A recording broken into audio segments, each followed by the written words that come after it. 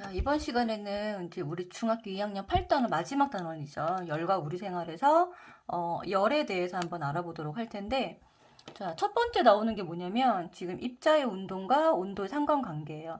자, 우리가 온도라고 하면 항상 온도계로 이것을 측정을 하고 또는 이렇게 숫자로 나오니까, 그죠? 요즘에 이제 체온을 많이 재잖아요. 그래서 이 온도라고 하는 것에 대한 정확한 개념을 모를 텐데, 이 온도는 어떤 입자의 운동이 활발한 정도라고 생각하시면 됩니다. 그래서 모든 물질은 입자로 이루어져 있잖아요. 그렇죠? 이 입자라 작은 입자로 되어 있고 이것이 끊임없이 운동하고 있다라는 것이 여러 가지 이제 현상으로 뭐 증발이라던가 확산 또는 브라운 운동과 같은 여러 가지 이제 이러한 증거들로 인해서 입자가 운동을 하고 있구나라는 것은 많이 알려져 있어요. 자, 그런데 이 입자 운동이 활발할수록 어떻다? 온도가 높고요. 입자 운동이 둔할수록 어떻다? 온도가 낮다라고 얘기를 해요. 그래서 한마디로 온도라는 것은 이런 입자 운동이 활발한 정도를 얘기를 합니다. 그러면 도대체 온도계는 뭐냐?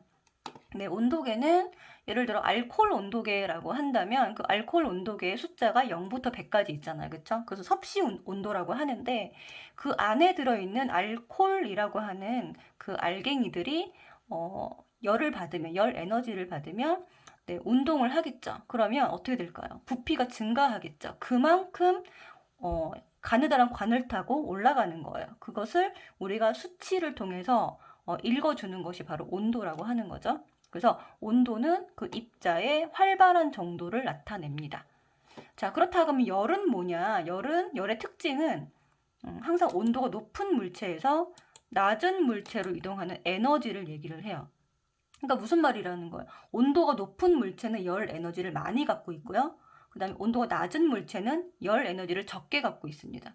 그래서 열은 항상 많은 곳에서 적은 곳으로 이동한다. 이것은 여기 위에 있는 이 확산하고도 비슷한 현상이에요. 에너지의 확산이라고 생각하시면 돼요. 자, 그래서 열의 전달 방법에는 이제 물질 상태에 따라서 전달 방법이 약간 다르겠죠.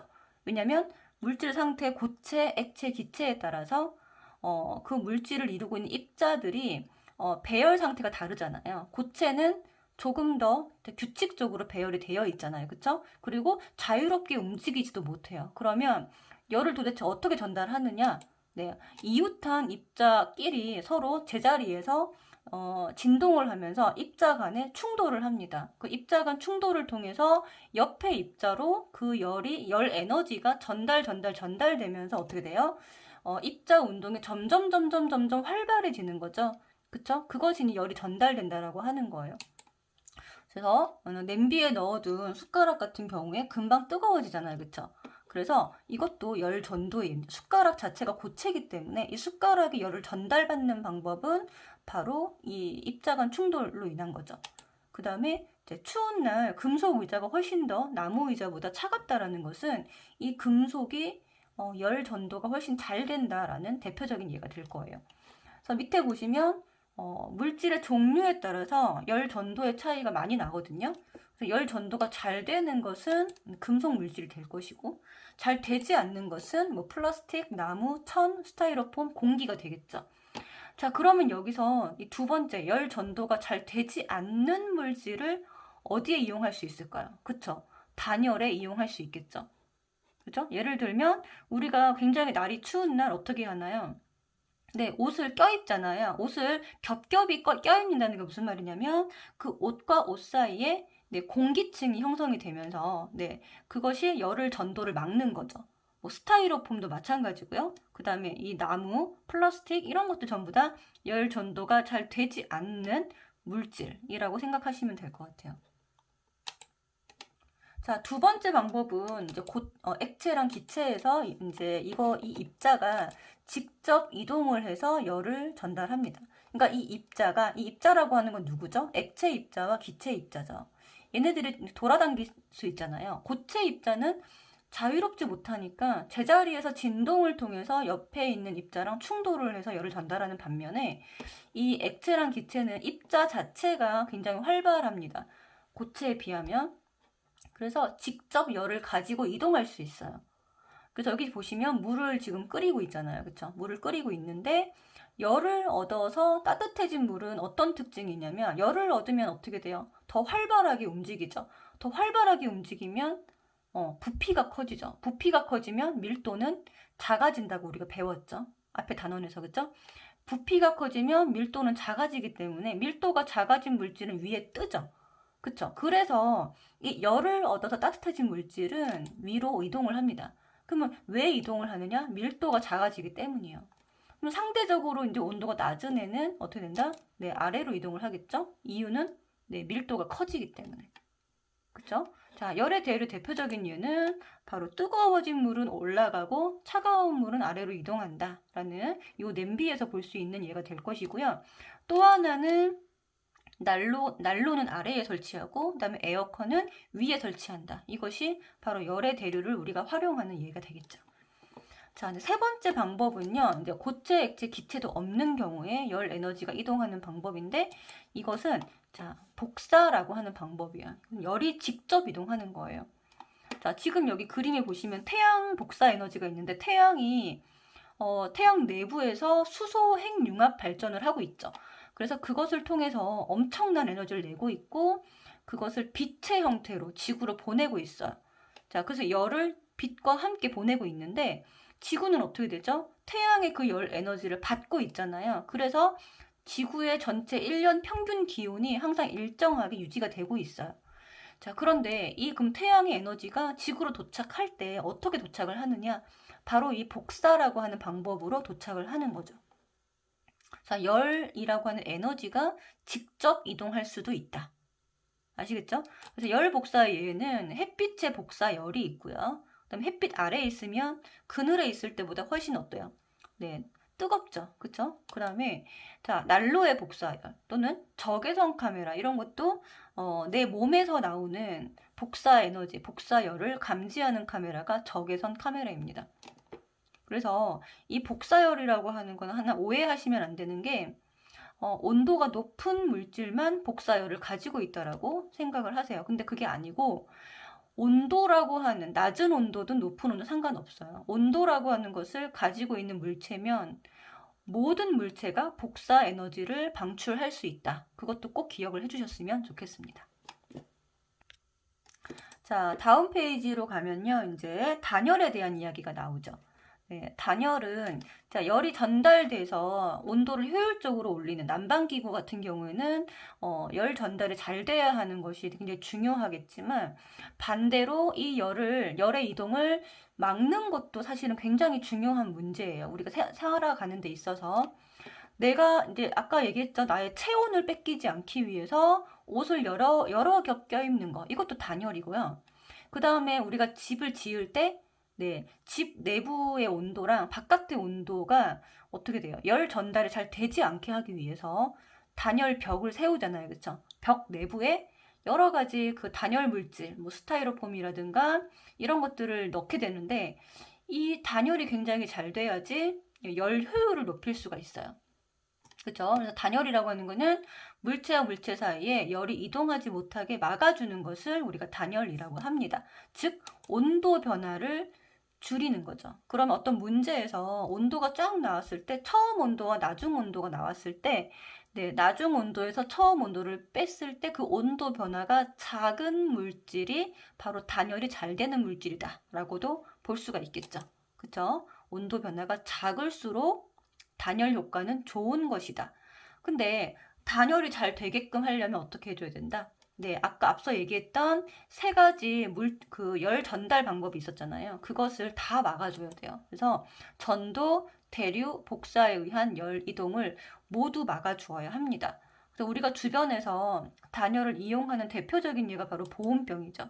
그쵸? 그리고 주택 벽 사이에 스타이로폼으로 단열벽을 세우는 것들 아니면은 우리가 이제 그러니까 한 겹의 창으로 돼 있는 것보다는 이중창으로 돼 있어서 그 사이에 이제 공기층이 있어서 열을 막아주는 거. 또 아이스박스도 스타이로폼을 이용하는 거고. 방한복 같은 경우는 그 안에 솜이 들어있죠. 그쵸? 솜이라든지 아니면은 우리가 오리털, 뭐 거위털 이런 걸로 돼 있는 뭐 겨울에 예를 들면 뭐 패딩 같은 것들 이런 거 다 방한복인데 그러면 그 옷 안에 그 들어있는 그런 솜이나 아니면 거위털이나 이런 것들 사이사이에 뭐가 들어있냐면 공기가 들어있어요. 그 공기로 인해서 열을 막아주는 거죠. 자, 그러면 보온병부터 한번 보면 이중막에 플라스틱이라고 되어 있는데 막에를 우리가 금속으로 만들지 않고 플라스틱으로 만들어요. 그러면 이 플라스틱은 열 전도를 잘 안 되게 하는 물질이었죠. 그래서 열 전도를 막아줄 수가 있고요. 그 다음에 이제 이중벽 안에 있는 이제 진공으로 만드는데 진공이기 때문에 공기가 없잖아요. 자, 공기가 없어서 대류를 막아줄 수가 있고 또 이중벽 두 겹으로 막는 거잖아요. 그렇죠? 두 겹으로 막는 거다 보니까 열 전도도 막아줄 수 있습니다. 그 다음에 안쪽에 은도금된 벽면이 있는데 그 벽면 같은 경우에는 복사에 의한 열 전달을 막아줄 수가 있어요. 그래서 플라스틱은 열 전도, 이중벽은 열 전도, 대류를 막아줄 수 있고 은도금된 벽면은 복사를 막는다. 이렇게 정리해 주시면 될 것 같아요. 자, 그 다음에 이제 벽돌 사이의 스타이로폼 같은 경우는 열 전도를 막아줄 수가 있겠죠. 그 다음에 공기층은 이것도 마찬가지로 열 전도를 막아줄 수가 있습니다. 자, 그러면은 우리가 냉방기구나 난방기구 효율을 높이기 위해서는 난방기는 어디에 설치를 해야 돼요? 네, 난방기는 아래에 설치를 해야 되고 냉방기는 위에 설치를 해야 됩니다. 자, 이유가 있겠죠. 왜 그럴까요? 네, 난방기 같은 경우는 데워진 공기가 위로 가고 그 다음에 찬 공기가 아래로 가면서 이제 순환되게끔 만들어야 되겠죠. 그쵸? 그래서 전체가 따뜻하게 해야 되니까 데워진 공기가 위로 올라가는 성질 때문에 난방기는 아래에다가 설치를 하는 거예요.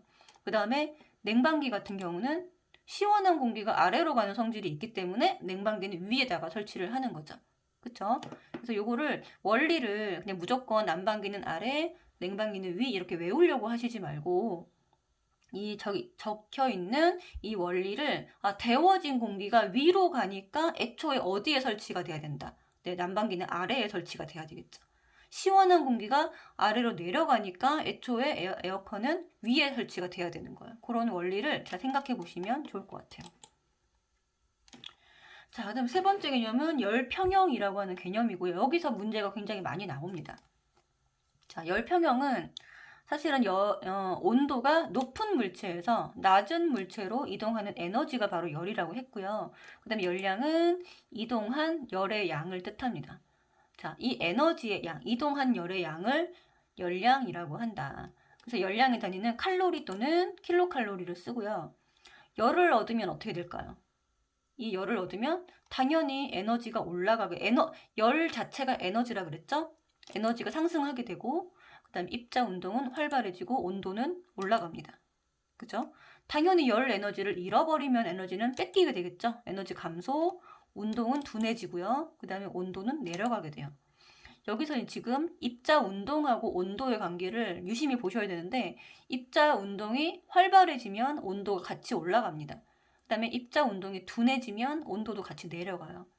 그래서 이 온도라는 개념이 바로 입자 운동이 활발한 정도구나 라는 것을 여기서도 우리가 깨달으셔야 돼요. 그죠? 그 다음에 이제 세 번째 열평형이라고 하는 것은 온도가 다른 두 물질을 접촉을 시켰을 때 결국은 두 물체의 온도가 같아진다라고 하는 거예요. 그래서 열의 이동 방향이 항상 높은 곳에서 온도가 높은 곳에서 낮은 곳으로 흐르기 때문에 시간이 지나면 결국은 온도가 같아지는데 이것을 열평형 상태라고 합니다. 지금 여기 그래프에서도 보시면 온도가 높은 물체가 있죠. 이 온도 높은 물체는 열을 잃어서 온도가 내려가게 되고요. 입자 운동 둔해지겠죠. 그 다음에 온도 낮은 물체는 온도가 상승하고 입자 운동은 활발해집니다. 자, 그러면서 잃어버린 열의 양과 얻은 열의 양은 같다. 이것이 굉장히 핵심적인 여기서의 결과예요. 그래서 잃은 열량과 얻은 열량이 같다. 이것을 통해서 우리가 굉장히 많은 문제를 풀 수가 있고요. 여기서 이제 방정식을 세워서 이 열평형 온도가 몇 도인지까지 알아낼 수가 있습니다. 자, 무슨 말인지 아시겠죠? 그래서 이거 문제 풀 때 이 개념을 반드시 생각을 하면서 문제를 풀으셔야 돼요. 자, 다음에 넘어가면 이제 두 번째 단원이 나오는데 바로 비열 단원이고요. 이 비열은 사실은 별로 이제 어렵지 않은 개념인데 어렵게 생각하더라고요. 그렇죠? 자, 일단 비열 이전에 우리가 알아야 되는 거는 열량인데 열량은 이동한 열의 양이라고 했고요. 자, 이동한 열의 양을 자, 잃어버린 열량과 얻은 열량은 같다. 이거 굉장히 중요하다라고 했죠. 자, 그럼 열량의 특징을 크게 세 가지로 정리를 할 수가 있는데, 자, 만약에 질량이 같다라면 어떻게 될까? 자, 똑같이 1리터의 물을 가열한다. 자, 그러면 많은 열을 가해줄수록 뭐가 크다? 온도 변화가 크겠죠. 그쵸? 똑같은 질량을 가열한다 그러면 더 많은 개수의 불꽃이 있는 냄비가 온도 변화가 빨리 끓을 거예요. 그쵸? 온도 변화가 크다. 빨리 끓고 더 높이 올라가겠죠. 그쵸? 자, 그러면 열량은 온도 변화랑 비례한다라고도 얘기할 수 있습니다. 자, 만약에 그러면 온도 변화가 같다면 똑같이 10도씨를 올리는 거다. 10도씨를 올리는 거다 그러면은 질량이 많은 물질일수록 더 많은 열량이 필요하겠죠. 그죠? 그 말은 열량과 질량은 비례한다라는 말이고요. 같은 열량을 가해준다라고 했을 때 질량이 클수록 어떻다? 네, 질량이 클수록 온도 변화 늦게 올라가겠죠. 천천히 올라가고 온도 변화가 작습니다. 결과적으로. 그래서 온도 변화와 질량은 반비례한다라고 생각하시면 돼요. 자, 그럼 열량은 이런 뜻을 가지고 있는 건데 비열이라는 건 뭐냐? 자, 비열. 지금 여기 첫 번째에서 열의 양을 비교를 하고 싶은데 지금 여러 가지 변수가 있죠. 질량도 있고요. 그 다음에 온도 변화도 있고요. 그리고 그에 따른 열량도 있어요. 자, 그런데 문제는 뭐냐면 비열이라고 하는 거는 어떤 물질을 비교를 하고 싶어요. 이 어떤 물질의 똑같은 질량을 우리가 1kg으로 정한 거고요. 똑같은 온도를 올리는데 도대체 얼마의 열량이 필요하냐. 이건 되게 객관적인 자료가 되죠. 왜? 질량도 똑같고 올리고 싶은 온도도 똑같아요. 그러면 거기에 들어가는 열량은 물질마다 다 다르게 나옵니다. 그쵸? 그래서 비열의 단위는 킬로칼로리 퍼 킬로그램 도씨를 곱해준 것. 이것이 비열의 단위가 되고요. 자, 물의 비열은 그러면 얼마냐? 1입니다. 1. 물의 비열은 자, 물 1kg을 1도씨 올리는데 몇 킬로칼로리가 필요하냐? 네, 1킬로칼로리가 필요하다는 뜻이에요. 만약에 A라고 하는 다른 물질이 있는데 이 A라고 하는 물질의 비열이 2라고 해볼게요. 그러면 얘는 이 A라고 하는 물질은 1kg을 A라고 하는 물질 1kg을 1도씨 올리는데 몇 킬로칼로리가 필요하다? 2킬로칼로리가 필요하다는 거죠.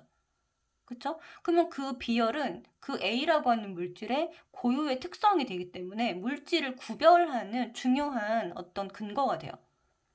그죠? 그래서 비열의 특징은요, 첫 번째, 물질마다 다르기 때문에 물질의 특성이 될 수 있습니다. 자, 지금까지 배운 물질의 특성을 쭉 적어보면 바로 이렇게 나오겠죠. 녹는 점, 어는 점, 끓는 점, 밀도, 용해도, 비열. 그쵸? 자, 그럼 비열이 클수록 온도 변화가 작다. 비열이 작을수록 온도 변화가 크다. 이 말은 무슨 말이냐면 비열이 크면 클수록 어떻게 된다? 네, 똑같은 질량에 똑같은 온도를 올리는데 더 많은 열량이 필요하다는 뜻이에요. 똑같은 질량, 똑같은 온도를 올리는데, 그러니까 1kg, 1도씨를 올리는데 더 많은 열량이 필요합니다. 자, 그 말은 비열이 큰 물질은 온도를 올리기가 매우 힘들다. 이런 뜻이에요. 그러니까 비열은 다른 말로 하면 온도를 올리기 힘든 정도라고 생각하시면 돼요. 온도를 올리기 힘든 정도. 자, 그래서 같은 온도를 올리는데 더 많은 열량이 필요하기 때문에 라고 이유를 적어주시면 되고요. 자, 물의 비열은 1입니다. 그 다음에 모래의 비열은 0.19예요. 거의 5배 차이가 나죠. 그래서 물의 온도 변화가 모래의 온도 변화보다 작다라고 생각해 주시면 돼요. 그래서 내 몸에 사람의 체온 변화가 작은 이유는요.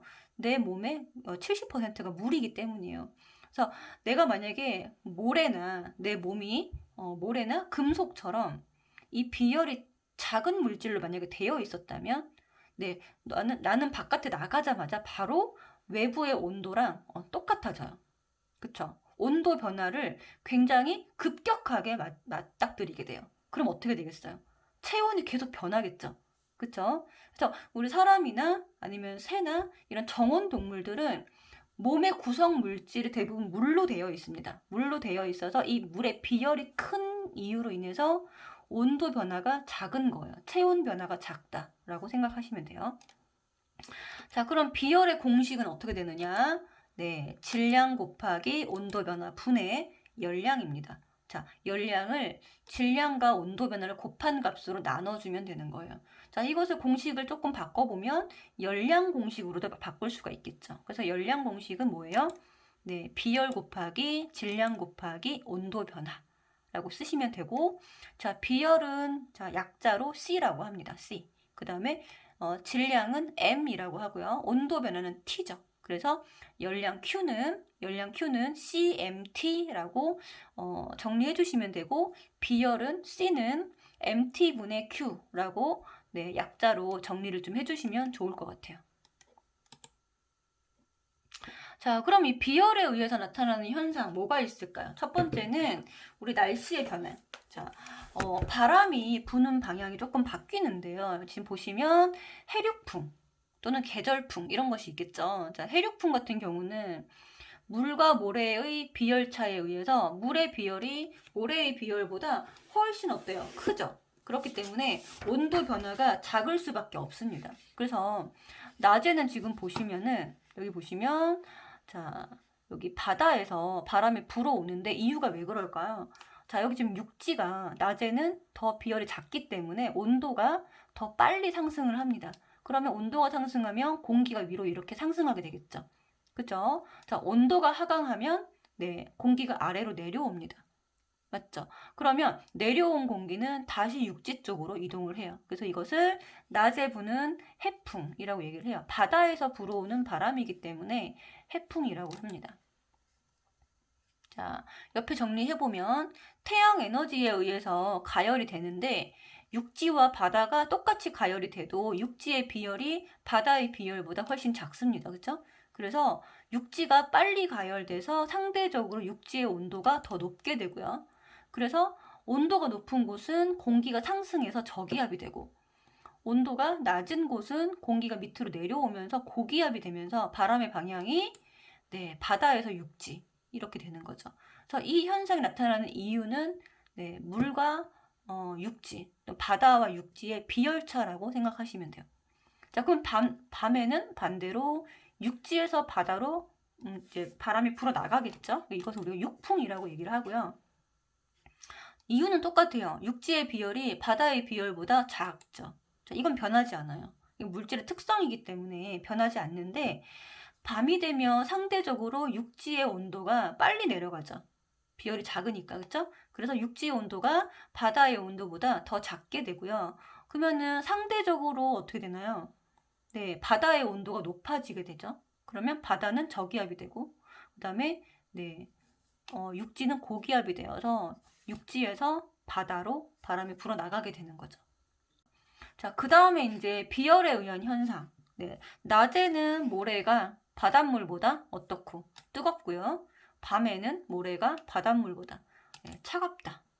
자, 뚝배기는 비열이 커서 뜨거움을 오래 유지할 수 있고 양은 냄비는 비열이 작아서 빨리 요리할 때 사용한다. 자, 급격한 온도 변화에도 사람의 체온이 유지되는 것은 물의 비열이 크기 때문이다. 자, 물의 비열은 크기 때문에 자동차의 냉각수, 네, 얼지 않게끔 하는 부동액이라고 합니다. 자동차의 냉각수로도 이용이 됩니다. 됐죠? 자, 그 다음에 이제 열팽창이라고 하는 것은요. 자, 물질에 열을 가할 때 길이나 부피가 증가하는 현상을 얘기합니다. 말 그대로 열을 받으면 팽창한다. 뭐가 팽창하냐? 길이랑 부피가 팽창한다. 이거죠. 자, 원인은요. 자, 열을 받으면 에너지를 받는 거잖아요. 그쵸? 그럼 입자 운동이 활발해진다 그랬죠? 자, 입자 운동이 활발해지면 많이 움직인다라는 거니까 입자 간의 거리가 멀어지게 되고 그에 따라서 길이가 더 길어지거나 부피가 증가하는 현상이 벌어지게 돼요. 그러면 온도 변화가 클수록 열팽창 정도는 크게 되고요. 그다음 열팽창 정도가 큰 것은 자, 고체보다는 기체가 고체보다는 액체보다는 기체가 큽니다. 자, 그래서 기체의 열팽창에서 나왔던 게 바로 샤를 법칙이죠. 그래서 온도가 증가할수록 기체의 부피가 일정하게 증가한다라고 하는 우리가 1학년 때 배웠던 샤를 법칙이 바로 이 열 팽창 정도를 기체에만 한정시켜서 나온 법칙이 바로 샤를 법칙이었어요. 자, 여기서 얘기할 거는 이제 기체에 대한 얘기는 안 하고요. 고체에 대한 얘기를 합니다. 고체의 열 팽창은 이제 우리가 바이메탈이라는 것을 굉장히 잘 활용을 하고 있어요. 자, 고체 두 가지 고체를 쓰는데 두 금속을 열 팽창 정도가 같은 걸 쓰면 의미가 없겠죠, 그죠? 열 팽창 정도가 다른 걸 붙여놓은 거예요. 그래서 열 팽창 정도가 크면 클수록 더 많이 휘어진다 라는 거예요. 지금 보시면 그림에서 A하고 B가 있는데요. 이 A하고 B 중에서 지금 열 팽창 정도가 작은 쪽으로 어떻게 된다? 네, 작은 쪽으로 휘어지는데 그러면 위에 있는 A가 열 팽창 정도가 작은 금속이고요. 얘는 큰 금속이라고 하면 작은 금속 쪽으로 휘어지게 됩니다. 왜 그러냐? 열 팽창 정도가 큰 애는 훨씬 더 많이 팽창하니까 많이 구부러지는 거죠. 많이 구부러지고 얘는 적게 구부러지니까 네, 적게 팽창하는 쪽으로 적은 쪽으로 휘어진다. 이거 꼭 기억을 해주세요. 많은 쪽으로 휘어지는 게 아니라 열 팽창 정도가 작은 쪽으로 휘어집니다. 방향은. 자, 그러면 이걸 우리가 어디에 이용하느냐? 첫 번째는 이제 다리미. 자, 다리미 같은 경우는요. 온도가 높을 때는 끊어져야 돼요. 그쵸? 그래서 자동으로 우리가 이 온도 조절 장치가 설치가 되어 있는 이게 바로 바이메탈로 되어 있는 거거든요.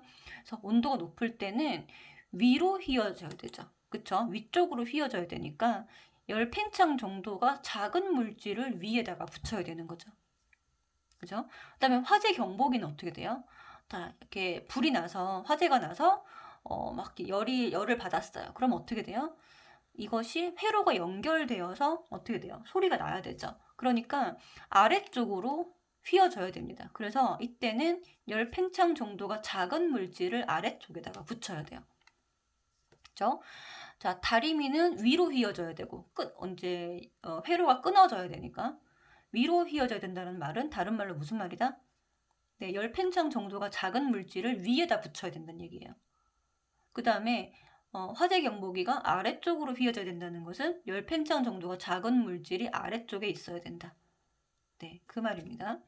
자, 고체의 열 팽창과 우리 생활의 응용 이걸 보시면요. 일단은 우리가 건물을 지을 때 철근하고 시멘트 이런 것으로 짓는데 우리 건축을 하는 이 재료 자체가 열 팽창 정도가 많이 차이가 나게 되면 균열이 일어나요. 건물 자체가. 그래서 철근하고 시멘트는 열 팽창 정도가 네, 비슷한 물질을 씁니다.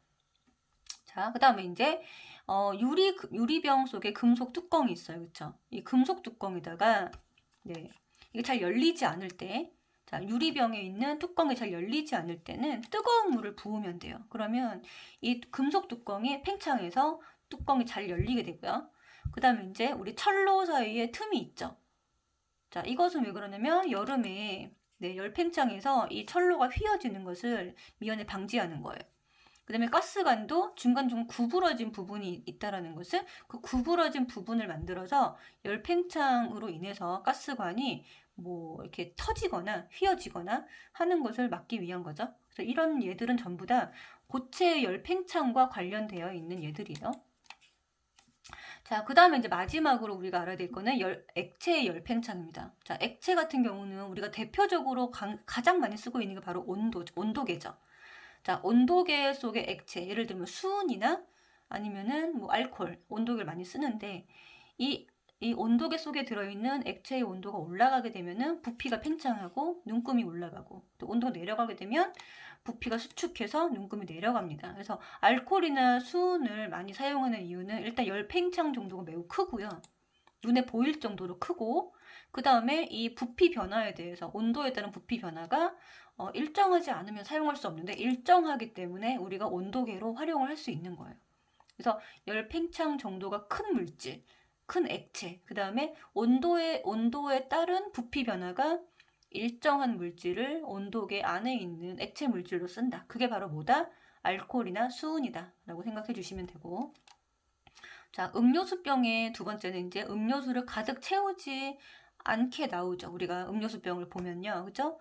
자, 가득 채워져 있으면은 문제가 되는 게 뭐냐면 얘가 이제 여름이나 이럴 때 열 팽창으로 인해서 액체가 팽창을 하기 때문에 병이 터질 수도 있잖아요. 그쵸? 그렇기 때문에 이 열 팽창으로 인해서 병이 터지는 것을 막기 위해서 음료수를 가득 채우지 않는 것이죠. 그쵸? 그래서 지금까지 우리가 열에 대해서 배웠고, 열과 비열, 그 다음에 뭐 열평형, 그 다음에 열팽창, 또 단열, 이런 것들의 개념에 대해서 배웠는데, 자, 이런 내용들을 바탕으로 해서 우리가 또 시험 문제도 한번 풀어보도록 할게요.